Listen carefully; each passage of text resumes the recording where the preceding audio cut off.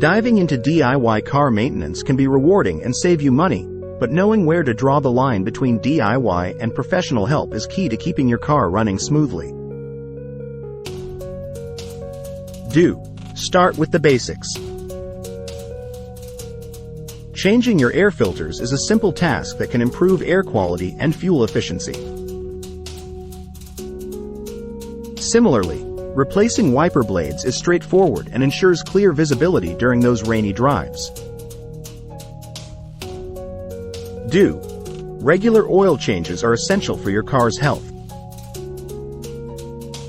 With the right tools and a bit of research, changing your oil and oil filter is a manageable task for most car enthusiasts. Just make sure to dispose of the old oil responsibly. While it's tempting to tackle more complex repairs, tasks like transmission work, brake system repairs, or electrical issues often require specialized tools and knowledge. Incorrect handling could not only worsen the problem but also put your safety at risk. Don't ignore your limits. If a maintenance task requires lifting your car or handling heavy machinery, consider the risks. Professional mechanics have the necessary equipment to do these jobs safely.